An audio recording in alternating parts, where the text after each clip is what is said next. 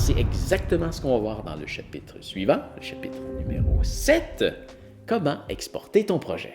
Donc, exporter son projet, c'est-à-dire de prendre tout ce qu'il y a sur ton timeline et de convertir ça dans un fichier vidéo que tu vas pouvoir partager à n'importe qui. Rends-toi dans File, Share et Export File. Et maintenant, souviens-toi du raccourci Commande plus E pour exporter.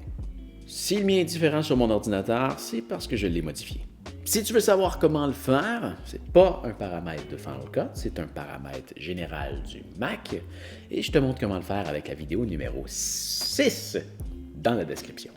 Donc, l'exportation de ton projet va se faire à partir de cette fenêtre-là et elle se fait sous 3 volets. Le premier étant le volet Info. C'est ici qu'on peut choisir le nom du fichier, donc on pourrait changer le nom si tu le souhaites.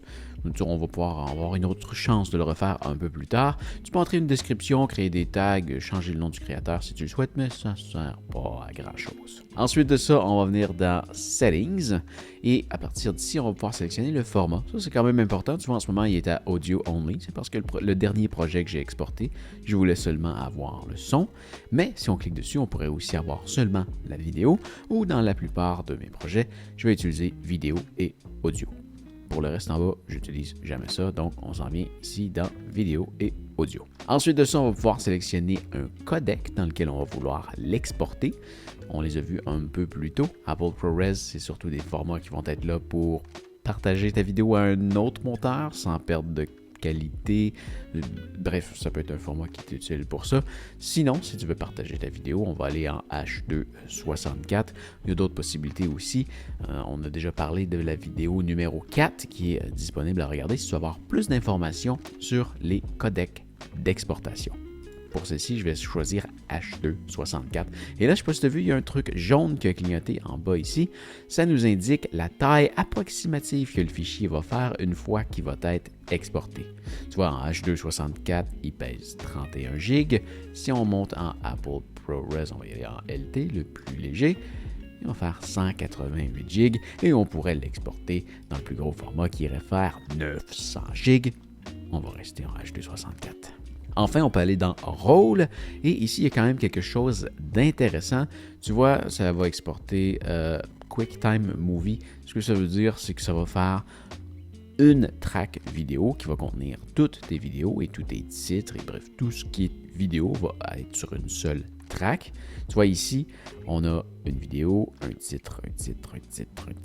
Voilà, donc tout ça, c'est plusieurs tracks dans ton projet de montage, mais une fois que tu l'exportes, ça devient une seule track vidéo. Ça veut dire qu'une fois que c'est exporté, tu ne peux plus isoler tes titres. Ils sont par-dessus, ils sont partie intégrante et bref, toute l'information est une par-dessus l'autre sans que tu puisses la dissocier. On a ensuite le même principe pour ce qui est de l'audio. Donc tu vois ici, on a tous les dialogues, tous les effets, toute la musique. Tu vois ici, ce qui est en bleu, c'est les dialogues. Ce qui est en gris, c'est les effets. Et ce qui est en vert, c'est la musique. Donc là, encore là, c'est le même principe. On ne pourra plus les dissocier. Ils vont être tous sur la même track. Il y a quelque chose d'intéressant qu'on peut faire et c'est de venir le mettre ici à Multi-Track QuickTime Movie. Et ça va nous séparer chacune des tracks. Donc là, on va avoir une vidéo qui contient tout, mais sous le même fichier, on va avoir les tracks d'audio qui vont être dissociables. C'est une super belle option si tu veux te donner l'opportunité de retoucher ton audio ou peut-être faire une traduction de ta vidéo du français vers l'anglais en gardant tous tes effets et ta musique au même endroit. Si tout est exporté sous la même track, si tu veux enlever la voix, ça va aussi enlever les effets et la musique.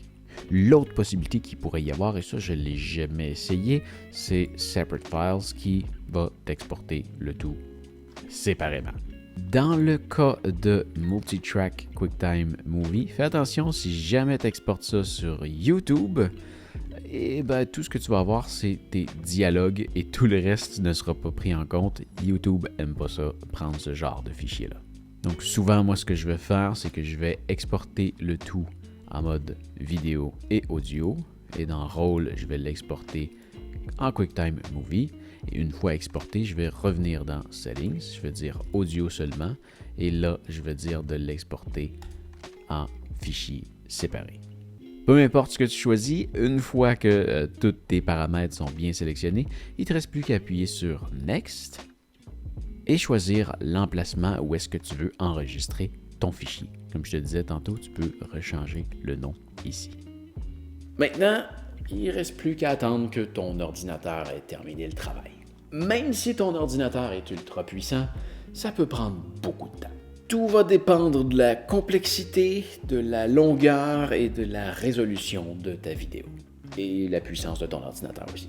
Ah oui, par défaut, tu risques de finir avec un fichier avec une extension .mov. Si jamais tu veux le partager avec quelqu'un qui a un ordinateur Windows, c'est possible qu'il y ait de la difficulté à le lire. Si jamais ça t'arrive, tu peux lui dire de renommer la fameuse extension .mov pour .mp4 et ça devrait bien aller. Si jamais tu veux pousser l'exportation un peu plus loin, tu peux le faire avec le logiciel Compressor, qui est un logiciel très lié à Final Cut, et je t'explique plus en détail comment l'utiliser avec la vidéo numéro 7 dans la description.